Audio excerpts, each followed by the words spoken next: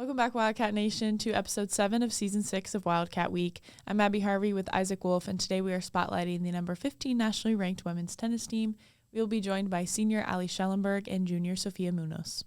Munoz has had a stellar career as a Wildcat. She is a 2-time NAI All-American First Team selection, a 3-time All-Conference selection, a 2-time ITA Singles All-American, as well as a Doubles All-American selection last season. Schellenberg had a straight-set victory over Huntington in the conference tournament and is a Daktronics Scholar athlete. Before we get started, here's your Crossroads League Week in Review. I'm Isaac Wolf with your Crossroads League Week in Review. In football, number 3 Indiana Wesleyan took care of Taylor on homecoming 56-7. Kyle Antoine threw for 192 yards and 3 touchdowns, while the Wildcats added 260 yards on the ground. Linebacker Clayton Mosier broke the program record for most career tackles with his 234th in the win. Their next game will be against Concordia of Michigan next Saturday at noon. Number 18 Marion came out on top in a shootout with Olivet Nazarene 45-40. Tristan Polk threw for 347 yards and 1 touchdown, while Marion ran for 5 touchdowns on the ground.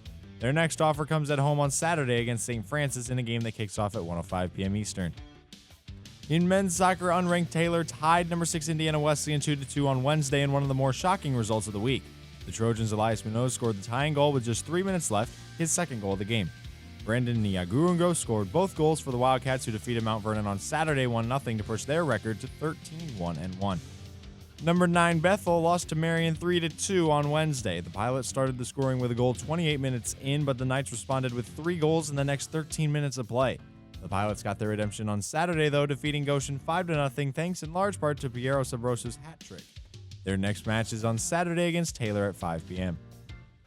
In women's soccer, number 8 Spring Arbor defeated Grace 1-0, scoring in the 85th minute. Lauren Marshall assisted Kayla Bear on the score for the Cougars, who are now 11-3 on the season after another 1-0 shutout of Taylor on Saturday. Lauren Marshall scored the only goal for Spring Arbor, her 10th of the season.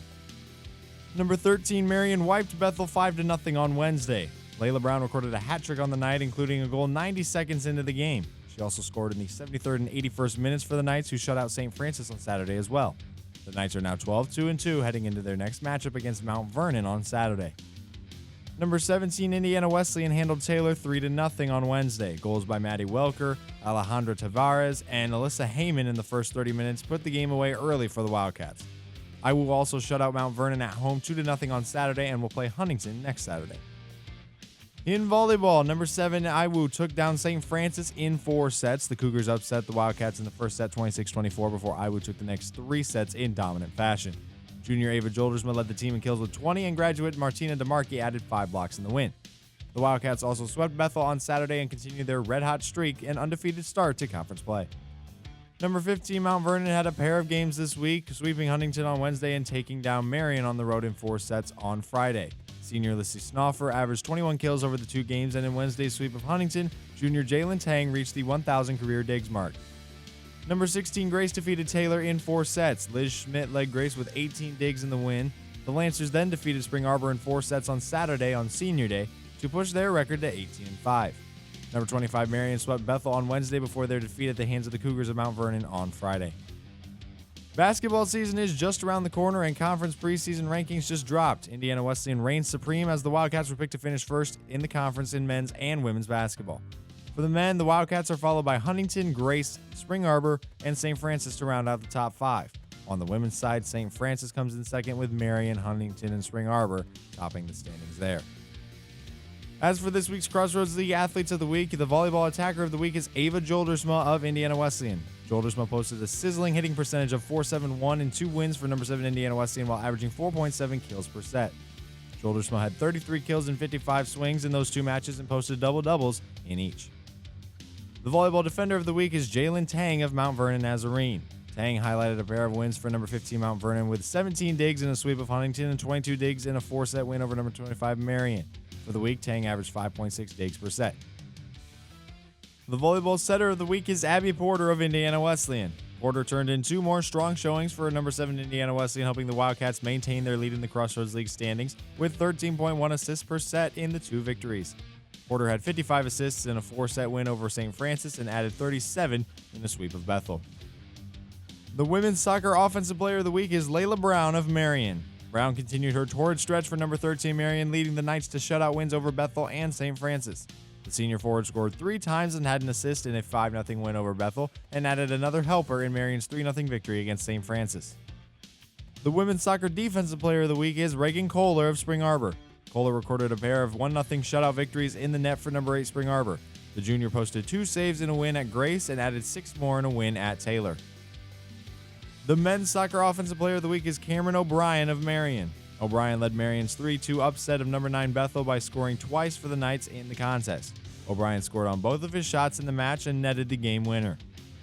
And the men's soccer defensive player of the week is Mateo Conci of Grace. Conci did not allow a goal in 180 minutes of work for Grace, helping the Lancers to a 1-0 victory over Spring Arbor and a 2-0 win over Huntington. In those 2 clean sheets, Conci tallied a total of 9 saves. That's all for this week with your Crossroads League Week in Review. I'm Isaac Wolf. With both of you guys being upperclassmen this year, what has it been to be a leader on such a successful program? Yeah, well, this year we were the captains of the team, and we had a team with a lot of new people, so we kind of had to like lead them and like make them feel welcome, but also kind of like make them understand what we want to be on the court and what we want to represent. So that's been challenging, but yeah, it has been. It's been different because half of our team is new and we only have 4 upperclassmen, 2 seniors, 2 juniors. So it's definitely a very different team than what we're used to. yeah. But it's led to a lot of cool conversations about kind of figuring out like our new, Identity. yes, like say. new culture of the team, which has been cool, but definitely a challenge. Yeah.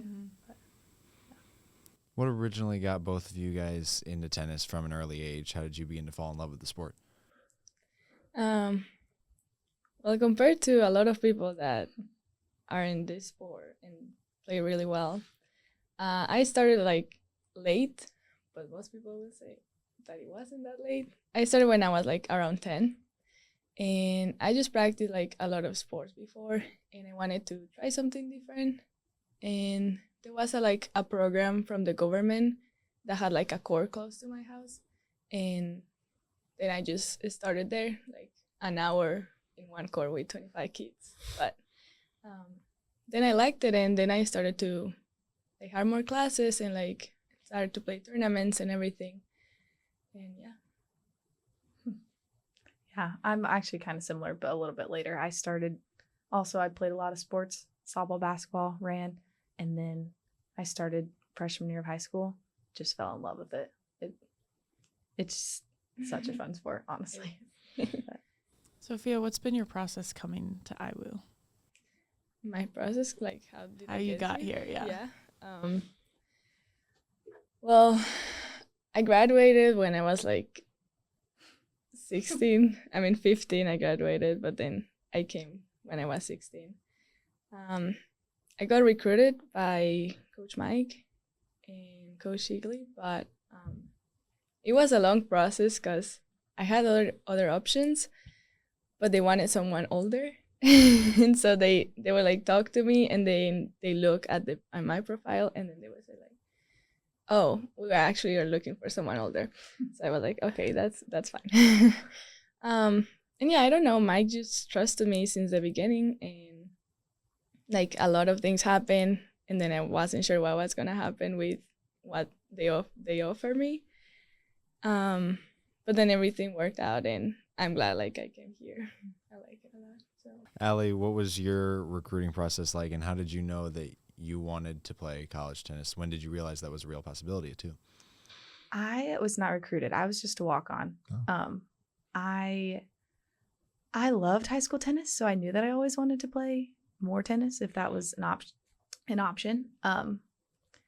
So just after, I only visited 2 schools, and I got the chance to talk with the current grad assistant that was here when I came, and just talk to her about the program, and like found out IWU had a really good program. And kind of going into it was totally different than a recruitment process, because it was more of a, yeah, you can be a part of the team, but probably won't travel or anything, which was just kind of what I expected. So for me, it was more making the decision of, do I want to go to a school that I'll get a lot of playing time, or do I want to go to a school that, like, I'll be a part of a good program and a school that I like, and I just loved it here. And I loved just the emphasis on, like, honestly, just playing a sport and being able to play it with a team that's like family and is centered around the Lord. And honestly, that's really how I ended up here, which I'm really thankful. It's been a good experience, but yeah. What would you guys say is your biggest moment of growth since being a part of the IWU tennis program? Oh, that's a tough one. Well, I don't think I have an exact one. I feel like I've grown like a lot every year. 'Cause, like, I came very young, so like I would say freshman year I was kind of like afraid to go get food by myself, or like, I mean, I'm not from here, so it was like I was by myself, and I would say I was like scared of like getting to know people. Yeah. But then last year I kind of like the captains from last year like helped me to get like give more my opinion and like participate more, and so it's been different. And I guess this year with like being captain, like I've learned a lot of things, like I don't know, like Leadership. yeah. So I guess like something different every year. Mm-hmm. I'd say for me, probably leadership skills also. But our coach is very different from me. Like, just the way that he approaches situations, and like, yeah, he's much more direct than I am. I'm much more beat around the bush, fluff, like don't want to step on anyone's toes. And I've learned a lot from him, like a lot of, I can remember like conversations from sophomore year to junior year to now of like trying to say a point, but like dancing all around it, and him just being like, no, just tell me what you're thinking. And I've been able to grow a lot in that area of just like, okay, this is how I feel. This is my honest opinion. I'm just going to bring it still with like a loving response, but be able to be much more direct, which is something I really appreciate that I've learned from him. Yeah. Sophia, with your amount of individual success in your time here, has this do you put pressure on yourself, and do you feel outside pressure of expectation? Well, I'm not someone that thinks a lot, so I will say I didn't feel it as much until like last week when I went to Georgia and coach was like telling me about it, and then I like kind of realized I kind of do put pressure on me, but I feel like when we play with the team, it's not as much, because I just feel like I'm in a family, and like I don't have that pressure to like win. I just do it because like I don't know, I enjoy doing it, and like for the other ones. Because I struggled in juniors playing like by myself and everything. Because it was just like me, and everything that happened, it was about me technically. But here is more like I have more people behind me that are supporting me and everything. So I don't feel as much pressure when we play as a team, but I always still struggle with like the singles matches. And that's why like I feel coach told me that last week in ITAs. And yeah, I realized, I do put pressure on me, but I mean, I learned kind of how to manage it, and I've expressed it more, which has helped me, because I always keep it to myself. So yeah. And Alli, you touched on there only being 4 upperclassmen. So with you being one of the 2 seniors, what do you strive for the team this season? I guess as a leader, what are you striving for? I think that would be probably a much more loaded answer, but more of a quick response would be family. Like, we do talk about that a lot, in a way that we support each other on the court, off the court, and just, like having a really big emphasis on like this is your family, which, I mean, there's a lot more to that, but I don't know, to be honest. I think I gotta think about it, because that's such a I don't know. And I think it's changed throughout the season too. I think that's why I feel like I had to think about it a little bit more. Yeah, just like an emphasis of freedom on the court, freedom found in Christ. We've talked about the 3 F's a lot: freedom, family, fearless. Yeah. And so just like how, like we have each other to support each other. You can have freedom on the court because your worth is not found in winning or losing or how you play. But then also that can lead you just to play, free and fearless, but with high intensity. Yeah. I would say that's probably kind of it. I don't know. But going off of that, what are some of the things, like what's the spiritual emphasis of this team, and how do you guys, show Christ and the things you do on and off the court? I'd say kind of like just what we were talking about a little bit.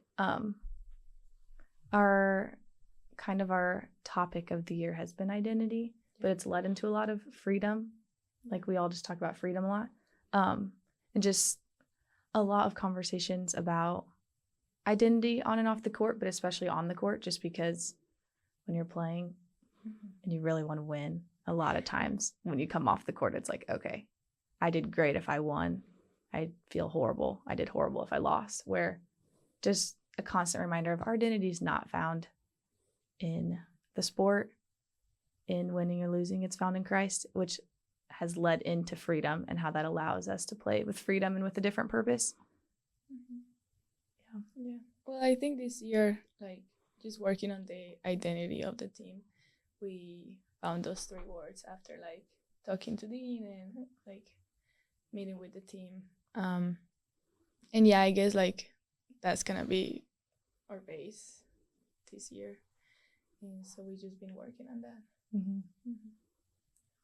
Okay, so I'm not like super aware of tennis scoring. It kind of confuses me. So if you could give like a dumbed down version for like the general public to understand, how would you describe tennis scoring basically in a nutshell? It's confusing. A set, you have to win 6 games to win 1 set. Okay. So to win a game, you essentially have to get 4 points. That's the love 15, 30, 40. Does that make sense? Yeah. So you start at love 0 all, you get 1 point, 15, 30, 40 game. So once you win 4 points, you win one game. You need 6 of them to win 1 set.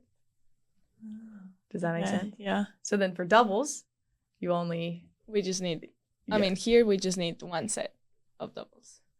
Okay. Because there's 3 doubles matches being played. So you have to win 2 out of the 3 doubles matches to win the 1 doubles point. We lost you, didn't we? So It is confusing. So we start the match and we have 3 doubles team. Right? okay.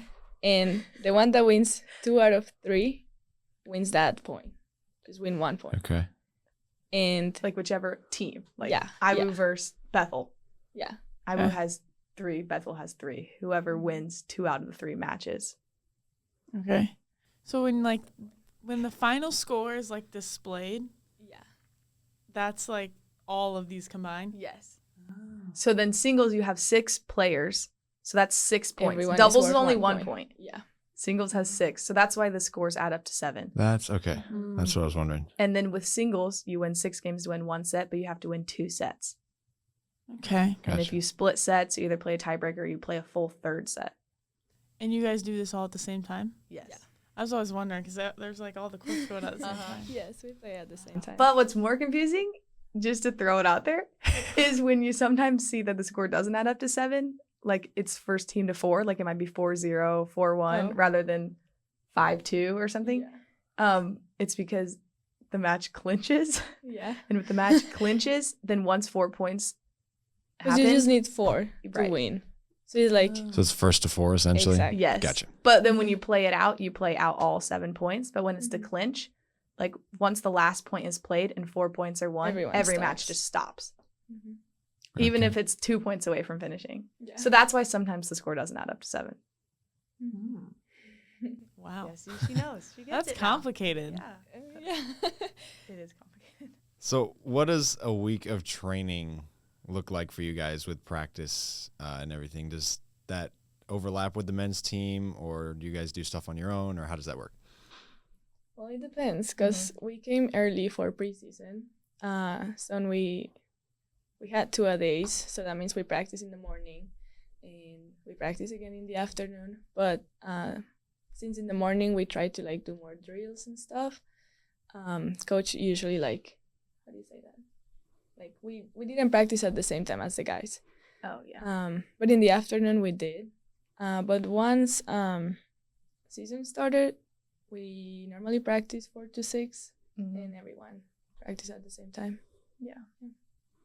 And then in the spring, we go to Greentown because that's the nearest indoor courts. And in the spring, we alternate with the guys. So we practice one day, they practice the next, until it's nice out, and then we all practice at the same time again. You guys enjoy the dynamic of practicing with the men's team? Do you have a good relationship with them? How is that? Yeah, we do. We don't actually practice with them. We just practice at the same time, though. Okay. But both the teams are pretty close. Yeah, It's a very good group. united. Yeah. And it's all the same coaching staff? One coach We just have one. for both teams. So are you guys technically a fall sport then? Or no? I have no idea. More spring than fall. But fall is crazy. It's like you and golf. I'm always confused what Yeah. season you guys are. We're the only, what is it? We're the only Conference that play in the fall or conference something. in the fall. Yeah, I think. So like your schedule on here, there's only like 3 things left. Is that your spring season or will they add more no, stuff? He's gonna add more. Okay. Yeah. Gotcha. Yeah. Like during the fall, it's just like maybe month and a half, but like playing 3 days a week and like having matches and everything. And in the spring, it's more like spread out, kind of. Right. So do you have another conference tournament in the spring? So like Oh. exactly. Yeah, So in it's the weird. fall, it's just regular season and conference, and then other matches in the But And- every other conference does their conference in the spring. yeah. Oh. Yeah. So do you do like NAI nationals in the spring then? Yeah. Okay. So how did you feel about this fall season? It was a tough one, It was a tough one, but but also a good I one. think we learned a lot of things. Yeah. And yeah, I mean, we didn't get the results we wanted, but we definitely like improved every match, Mhm. and we got closer to each other. And yeah, I don't know. Yeah. It was definitely a different season. It was very different. Yeah. If I'm not mistaken, there was a 33-year conference tournament championship streak that ended. Is that correct? Yeah. So what kind of burden comes with that big of a record, and how did that affect, if at all, the way you played in this fall season turned out? I don't feel like it. Like I always had like I always thought we could win it, and yeah, I mean the last match didn't work as well for us, but I mean at the end there's nothing else we could have done. We just tried our best and like work hard every day to get there. So I don't really know. Yeah. I think like the burden, I think it kind of depended on the player a little bit. Like, yeah, like one of our other senior, she's been playing like in the tournament and just like had a really big role on the team each year. And so the burden looked very different for her than it did for like the 3 new girls in the lineup who have never played on our team before, where it was like, whoa, this big like streak. We don't want to be the ones to break it. But then also it was like, you know, when you haven't been a part of it, you're less like, what's the word I'm looking for? You're less like, I don't know the word I'm looking for. Well, it was tough also that we started playing with against the toughest 2 teams in our conference. Yeah. Because like last year, I mean, I remember my freshman year, like we play a couple of like easy matches that you can get like confidence and like get to know how it works and everything. But this year we had to play against, what was it first? Marion, then Bethel. Yeah. So it was like, we went right straight to like, I don't know, the hardest match. So I guess that was very tough for them too. Yeah. And those teams have improved so much from my freshman year to now. Yeah. I mean, the girl crazy. I played from Bethel freshman year was playing 6. Yeah. And then the next match she didn't play. Yeah. So, yeah. We have a whole new lineup. Yeah. Yeah. This might be like way back to when we were talking about how you got to IWU, but I was thinking about when you said that you were graduated at 16. Did you just start college at 17 or 16? I came at 16. Oh, wow. Yeah. Yep. So you're, She's a little baby. I'm 18. Yeah. wow. And you're a junior. Yeah, I'm a junior. Wow. She's still the youngest on our team. I didn't make it this year. I thought I was going to make it. Yeah. That's crazy. Do you feel like anyone like, I feel like they'll like still respect you because like you're an upperclassman and you're crazy good, but does anyone like talk to you like you're younger, I guess? Or does everyone I just don't see you know. as a junior, like basically? I don't really know. Do they treat me different? No. Okay. I mean, we make jokes about it a lot, I would say. But other than Yeah. that, Yeah, I but mean, like, no. we would go on spring break trips, and there would be the Oh. little, like, signs outside the workout rooms that says less than, or anybody younger than 18 have to be accompanied by an adult or something. And she was 16 years old, and we would laugh Yeah. about that all the time. Yeah, but I feel like this year, since most people are my age, is like, Yeah. I don't think we treated each other different. Yeah. Yeah, maybe not. Could you drive when you got here? No. The year after that, I got my driver's license. Wow. You wouldn't know she's 18. Yeah, no, I wouldn't have known. But that's cool. Thanks. So, if you had to pick one memory from your career, what has been your favorite part of being a part of the IWU women's tennis team? We have so many. So many good memories. I mean, we all talk about spring break last year was so fun. Yeah. That really, I will agree that was one of the best ones. We got like a massive house, and all the girls team, all the guys team, and coach. Poor coach. And we just stayed. It was a huge. I mean, how many rooms? Oh my goodness, I don't know. It was so fun Where was this? in Georgia. Okay. Yeah. Yeah, that was probably one of my I favorites. was. That or this past preseason was a lot of fun too. Yeah, this first season was very fun. Yeah, it was. No, but yeah, like so many things happened in the house that a lot of people got sick. So then I had to take care of them because I Making cooked soup. for them. Yeah. Yeah. What else? We watch a lot of shows, movies. We Mhm. play. Hide and go seek. Yeah, in the dark. A lot of fun. We played tennis too. We did play tennis. We did play tennis, yeah. But like, I think we like created a lot of good memories Mhm. in the house. In that Yeah. trip. Yeah. Amish pool. Oh, that was so Spicy Uno. fun. Yeah. Yeah. That was a fun week. It sounds like it was. Yeah. Well, that's all we have, and we appreciate you guys for joining us this week and just talking about your guys' successful program. And thanks, Wildcat Nation, for tuning into episode 7, where we had Sofia Munoz and Alli Schellenberg. And next week, join us as we'll highlight the men's tennis team. I'm Abby Harvey with Isaac Wolf here on Wildcat Week, presented by Amplify Media.